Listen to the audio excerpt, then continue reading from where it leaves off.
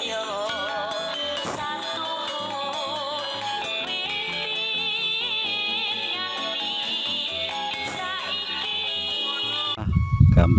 fenomena dari kegagalan tani, terutama yang punya ambisi tinggi nih, yang tadinya biar hasilnya banyak karena pemupukan yang berlebihan, akhirnya terjadi seperti ini. Nih, tadinya kering, tidak berisi. Ini satu serangan beluk akibat dari penggunaan pupuk anorganik serta pestisida yang berlebihan, karena kemarin kebetulan ada serangan wereng sehingga banyak penggunaan obat-obat. Ini contohnya ini kering. Kalau wereng itu nyerangnya di panut tangkal ini kering. Ini kering. Jadi bagaimana mungkin padi itu mau tumbuh normal karena batangnya ini sudah kering hitam. Jadi karena serangan wereng itu hebat, jadi tidak memperhitungkan bahayanya pencampuran pestisida. Saya anggap gagal ini. Suatu contoh petani yang punya ambisi tinggi tanpa memperdulikan apa efek samping dari semua itu. Jadi saya ambil sebagai contoh, waktu tanam memang bagus, tapi kita yang diharapkan kan hasil, bukan fisiknya atau tanamannya hijau subur, akhirnya kegemukan, hasilnya seperti ini. Jadi apapun, baik manusia atau tanaman, kalau terlalu kegemukan misalnya, itu akan rentan terhadap penyakit. Kalau di padi itu hama dan penyakit, tapi kalau untuk manusia penyakit. Ini satu contoh. Ini banyak serangan beluk ini kan kering. Ini hasil dari mana? Ini hampir 80% ini kering, hancur. Jadi saya harap kadang tani, fenomena seperti ini jangan sampai terulang lagi. Kalau orang sudah kabur ini udah tidak ada. Ini semua bekas-bekas sisa dari penyerangan kemarin, ini kering.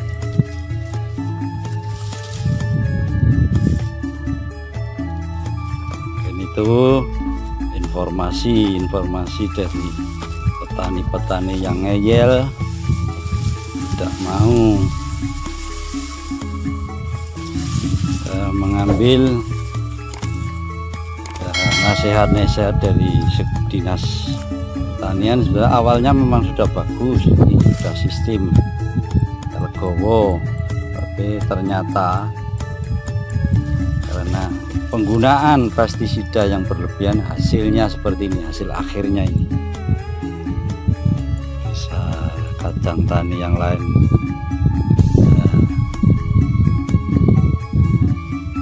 perhatikan, terutama penggunaan pupuk anorganik, pestisida, apapun penggunaan yang berlebihan, hasilnya ya seperti itu. Itu gambaran nanti bisa dilihat padi yang lain yang suatu petani yang gagal karena yang diutamakan emosionalnya yang tinggi. Contoh padi yang terkena serangan hama wereng itu kering, bisa dilihat. Jadi Wereng jangan dianggap sepele, terutama wereng coklat. Karena apa? Tanpa ketelitian dari petani itu tidak ketahuan, tahu-tahu udah ini kering sampai atas, berarti bawahnya sudah terserang mulai awal. Cuma petani tidak bisa mengidentifikasi. Karena apa? Petani ke sawah seharusnya itu turun berapa langkah untuk mengecek ada serangan hama atau tidak, terutama wereng. Untuk nyerangnya dari akar dulu, setelah dari akar baru muncul sampai ke atas menjadi kering, itu tinggal bakar. Jadi kalau ini enggak begitu parah, paling berapa meter persegi. Ada kemarin saya lihat sudah di kombet itu hampir semuanya. Mungkin bisa dilihat contoh-contoh yang lain nanti bagaimana serangan-serangan hama wereng maupun yang lainnya. Ini juga dengan pemilik yang sama ini, katanya beluk itu bisa diatasi. Ini contohnya, ini bukan suatu omong kosong, ini buktinya. Ini banyak ini. Jadi yang namanya beluk, penyerangan sudah terjadi, ya ini hasilnya kosong, motong. Kalau sudah terpotong ya keluar, ya begini keluar, tetap keluar padi. Cuma hasilnya seperti ini. Makanya kan saya ngomong beluk itu tidak bisa spontanitas diatasi. Kalau sudah terlambat ya seperti ini hasilnya. Ini banyak ini yang kosong ini ya, memang ini paling berapa persen, tapi makanya saya bolak-balik ngomong bahwasanya beluk itu tidak bisa spontanitas disemprot mati induknya, tapi ulatnya ini yang ngerengnya, induknya enggak makan, tapi ulatnya begitu nentas masuk yang makan ini, motong padi keluar ya begini. Jadi ada penjual atau yang promosikan ini beluk bisa diatasi mulai awal. Kalau sudah netas, sudah masuk klaper tersebut tanpa diiringi penyemprotan yang bisa membunuh telur, yang misalnya kayak misalnya kayak dalam dunia obat wereng itu upload. Jadi kalau telurnya itu kena dan tidak menetas itu ya mungkin, tapi kalau membunuh binatangnya dan telurnya netas, binatangnya mati, tapi telurnya ini yang bahaya. Ini ada 30% ini. Jadi karena termakan oleh omongan yang ya oke, silahkan bagi penjual prestija mau marah atau mau apa silahkan, tapi ini real di lapangan. Selama ini saya menjadi petani tulen 12 tahun itu tidak ada. Kadang-kadang ada teman yang ngomong tidak ada obat apapun kalau sudah terlanjur ulatnya telurnya menetas masuk, jalan satu-satunya paling yang sistemik.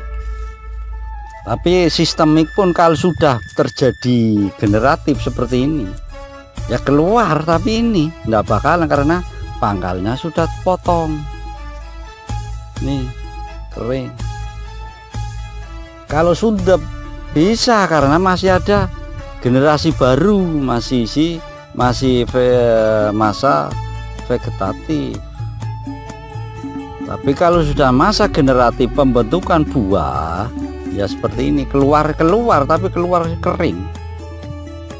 nggak bakalan keluar mau jadi padi bisa dipanen. Itu suatu contoh. Jadi makanya saya ngomong mustahil tidak ada.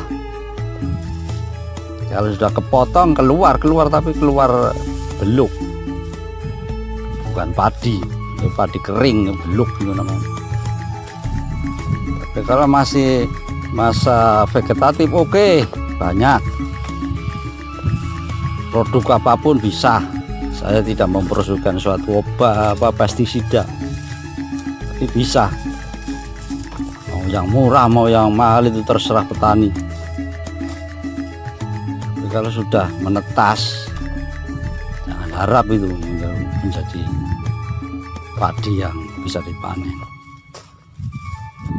Jadi maaf bagi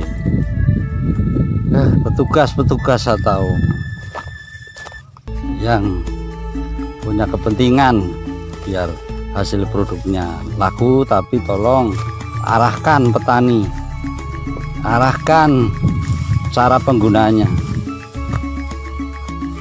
Jadi jangan cuma ini ada lalat apa ini semacam ini sama ini aja hasilnya hitam. Nah tuh terbang ini hasilnya ini keluar yang betodong seperti ini, jebul tapi tidak berkualitas. Terima kasih atas pengertiannya. Bagi yang mau komen pendapat saya silahkan, tapi ini real di lapangan selama saya amati 12 tahun jadi petani tulen. Jadi masing-masing kita menjaga emosional, jangan sampai petani itu diajak yang kurang baik, kita arahkan. Dan sekali lagi minta tolong bagi penyalur-penyalur atau toko-toko, misalnya ada petani konsultasi, tolong arahkan, jangan cuma mencari keuntungan. Boleh kurang pas dalam menyanggah dengan omongan saya, silahkan, itu hak Anda masing-masing, tapi itulah kenyataan di lapangan. Terima kasih.